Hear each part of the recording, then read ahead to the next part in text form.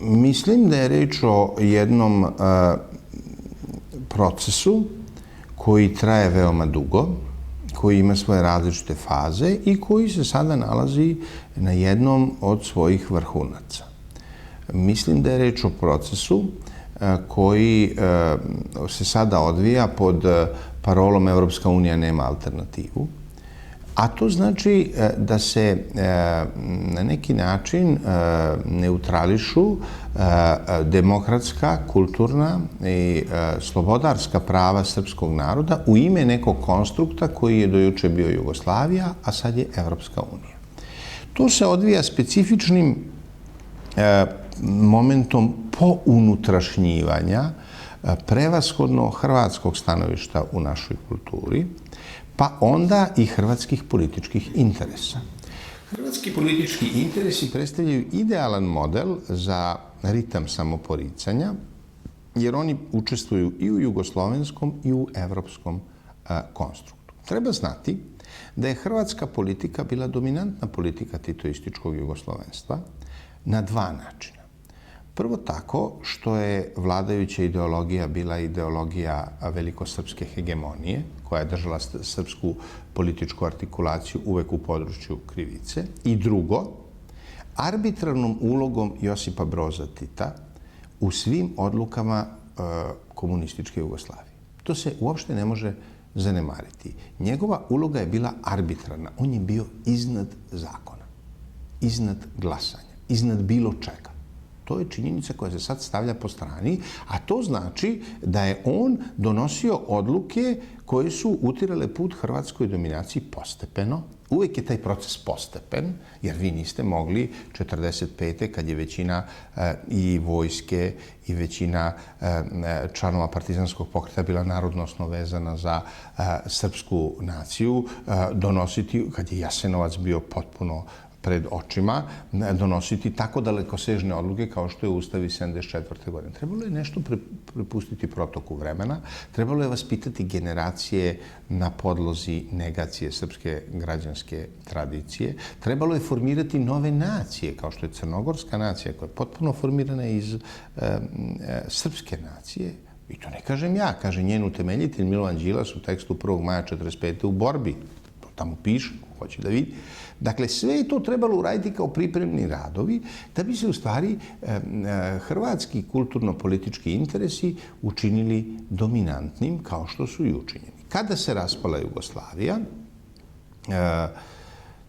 ti interesi se sada obezbeđuju činjenicom da je Hrvatska primljena mimo svih standarda, a u čemu je sramnu ulogu odigrao bivši predsjednik Srbije, koji je sve sporne tačke odnosa sa Hrvatskom potpuno, a unapred oslobodio bilo kakve diskusije da bi olakšao Hrvatskoj prijem u Evropsku uniju, pitanje granica itd. Dakle, predsjednik Srbije bivši je zaslužan za inferioran položaj koji mi danas imamo prema hrvatskoj politici, ali zaslužan u direktnom i sramotnom smislu. Nije manja sramota ovih koji danas to produžavaju, ali red je da se kaže gde je ključni moment tog ponašanja. E sad, bitno je da se uoči da će se sada hrvatska dominacija produžavati preko operacionalizacije dejstva Evropske unije. Ona će, dakle, biti svoju dominaciju odrediti preko odnosa prema Evropskoj uniji. Vi vidite tragove te dominacije. Oni su vrlo očigledni. Najveći trgovinski lanac u ovoj zemlji je lanac koji je direktno podržavan merama hrvatske državne politike. Da li je normalno kod ovako neprijateljskog odnosa hrvatske državne politike prema našoj nacionalnoj i kulturnoj egzistenciji da mi dozvoljavamo da trgovinski lanac pripada toj politici koja je tako neprijateljski prema nama usmerena? Pritom nije reč o tome da je to neka proizvođačka industrija, nego je reč o trgovinskoj industriji, dakle nečemu što po prirodi stvari uvek ima svoju prođu. To je, vidite, činjenica koja je karakteristična za privredne odnose. Imate drugu činjenicu, da prijemom Hrvatske u Evropsku uniju vi nju oslobađate poreske stope vezane za Evropsku uniju na uvoz cigareta od 65% i dajete joj i dalje privilegije kao da je član CEFTA sporazuma gde je carina 18%. Time fabriku iz Rovinja privilegujete u odnosu na fabrike iz Vranja i Niša. I to ne kažem ja, to je pisalo u Politici. To nisam ja ništa izmislio. Dakle, obratite pažnju na to. Zašto vi, kad je Hrvatska postala član Evropske unije, ne podvedete nju pod zakone onoga što važi za odnose sa Evropskom unijom? Zato što je došao evropski komesar Štefan File i rekao da to za Hrvatsku neće važiti. Dakle, Evropska unija je mehanizam da se ovde produži dominacija hrvatskih interesa. Privrednih, političkih i kulturnih. I to je ključno. To je ključni moment. Sad, kako se ona izvodi? Ne tako što ćete imenovati te interese kao hrvatske, nego tako što ćete ih u Jugoslaviji, titoističkoj, nazivati jugoslovenskim, a sada ih nazivate evropskim. Ja sam taj proces nazvao po jednoj nemačkoj reči, Verinnerlichung, ta reč glasi, pounutrašnjivanje. Dakle, vi ćete tuđi interes koji ugrožava vaše sopstvene interese proglasiti svojim sopstvenim interesom. Dakle, vi ćete, u psihologiji se to zove racionalizacija, ali ovdje se radi o više od toga.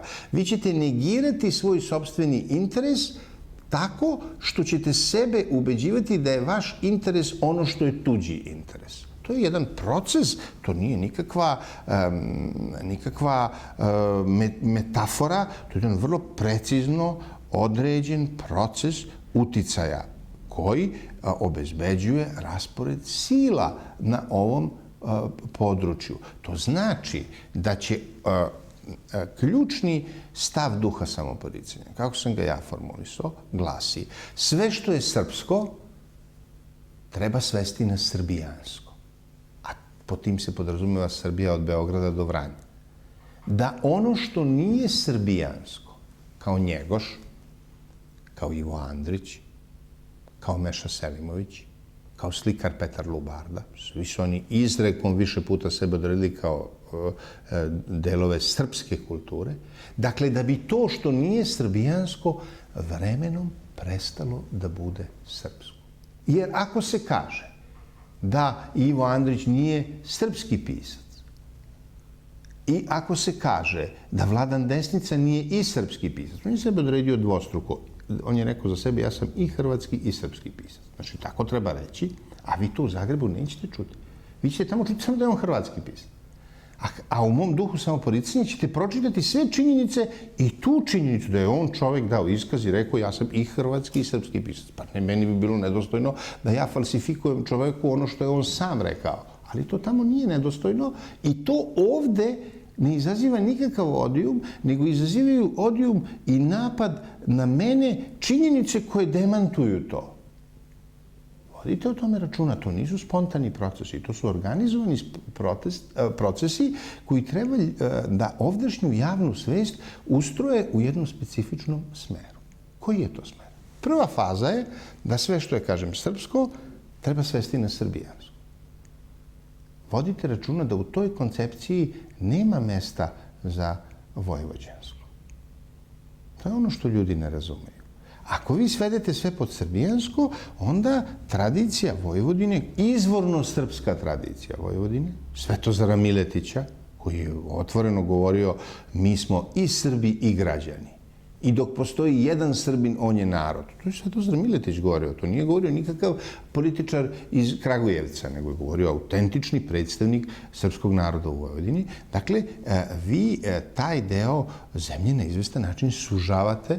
Ja sam najveći srpskog pisca Miloša Crnjanskog, potpuno od toga odvajate. I najvećeg srpskog pisca uopšte, Petra Petrovića Njegoša, isključujete.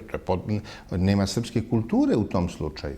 Ona ne postoji, jednostavno rečeno. Ako vi sklonite Njegoša, ako sklonite Crnjanskog, pa to ne postoji više kao srpska kultura. A zašto tu treba da uradite? Da bi se reklo, pa vi Srbi niste nikad ni živjeli u Crnoj Gori.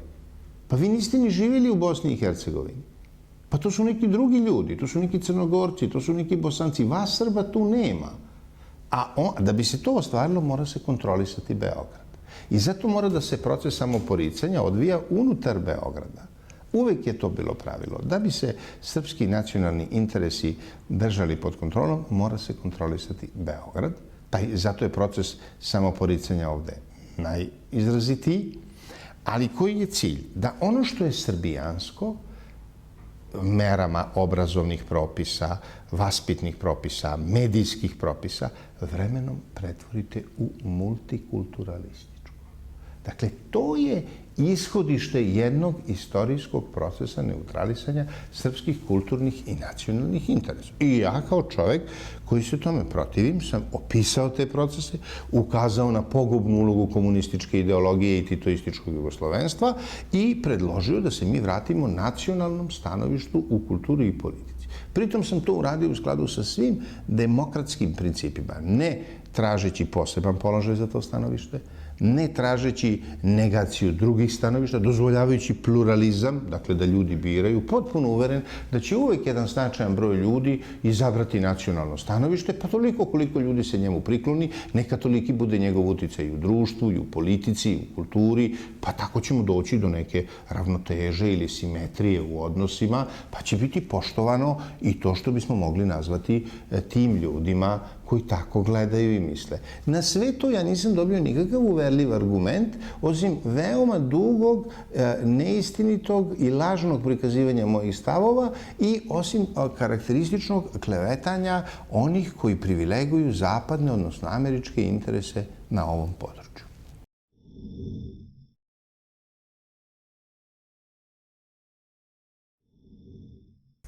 Mislim da je potrebno nekoliko stvari. Prvo bi bilo neophodno da se u Srpskoj skupštini pojave predstavnici nacionalnog stanovišta. Dakle, one političke stranke koje stavljaju u središte svoje političke aktivnosti nacionalno stanovište kao glavni orijentir u politici. To bi bio prvi moment.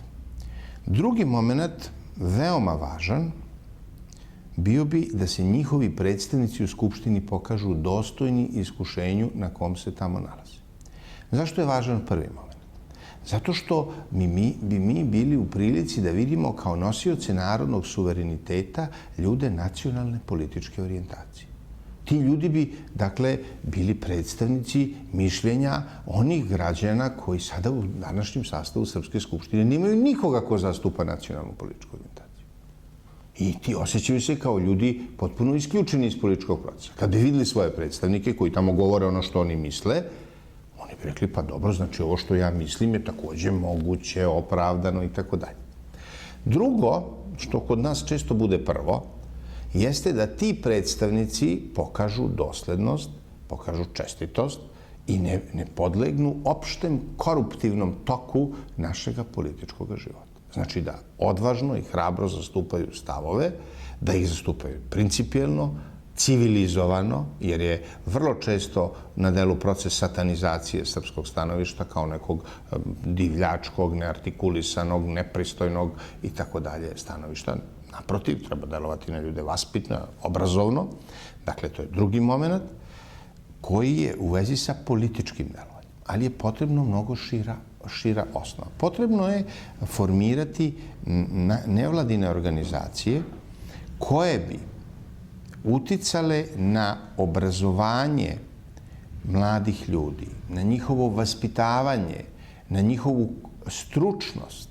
Neophodna je stručnost. Nije dovoljno da budete politički orijentisani nacionalno da biste bili nacionalno stručni. Vi morate jednostavno da radite, morate da čitate knjige, morate da se upoznajete sa savremenim svetom, morate da uočite odakle dolazi negacija vaše pozicije, morate da uočite zašto ona dolazi, morate da uočite i slabosti vaše pozicije da ne biste nekog drugoga ugrozili. Dakle, potreban je veoma široki front obrazovanja.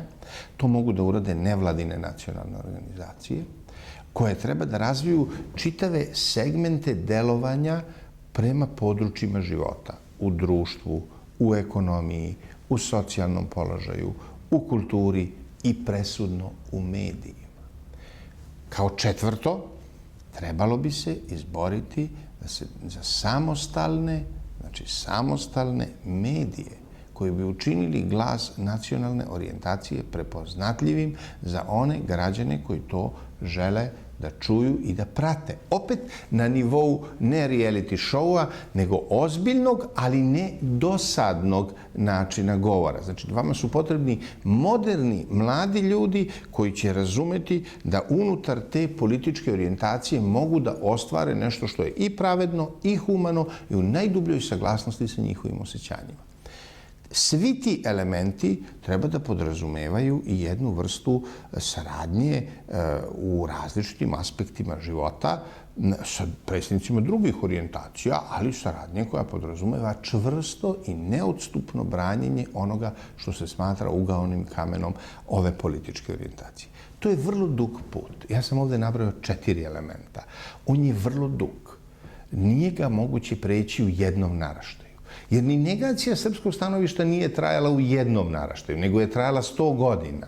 Mi izlazimo iz inercije toga. Moja generacija, koja sada ima preko 50 godina, je vaspitana u potpuno drugom sistemu vrednosti od ovoga koji ja predlažem i smatram opravdanim da bi se ideja srpske nacionalne kulture i kulturne i nacionalne egzistencije učinila normalnom, demokratskom u 21. veku.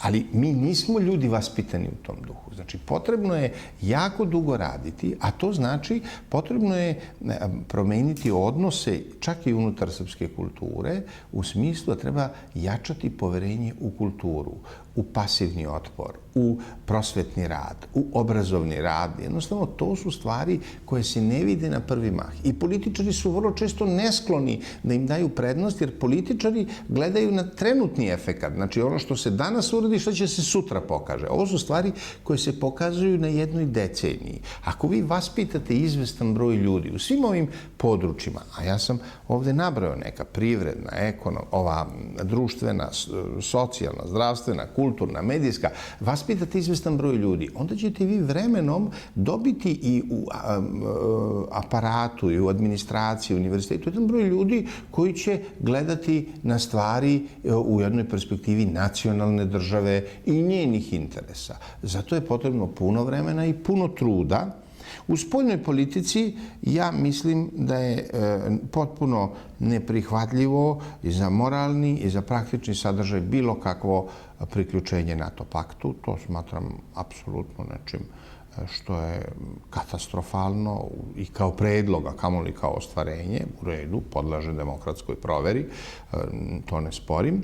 Također mislim da bi bilo dobro da se potraži oslonac i na drugim stranama sveta, osim zapadnog američkog sveta, da bi bilo dobro da se pokuša naći saradnja sa ruskim svetom u različitim tonalitetima, jer i ruski svet je mnogo obličan, višelik, nije on sav jedinstven, da bi u nekom smislu bilo dobro da se obnovi to što smo mi do 1918. imali u vezi sa ruskim političkim svetom, ali to je dosta složeno, ide u različitim fazama i ishod je neizvestan. Kako god bilo prema spolja, ovi unutrašnji procesi traže vreme, traže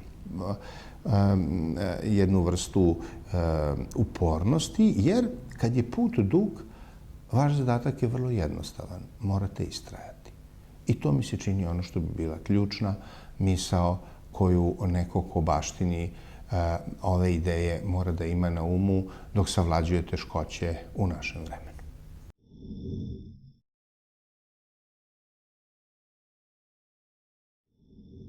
Meni je relativno lako da obavljam profesorsku dužnost zato što sam ja profesor književnosti, i to srpske književnosti 18. i 19. veka, odnosno istorije srpske kulture, kulturne istorije Srba, na Filološkom fakultetu u Beogradu, koji je moj matični fakultet, a kao profesor kulturne istorije Srba predajem i na Pravoslavnom bogoslovskom fakultetu u Beogradu također.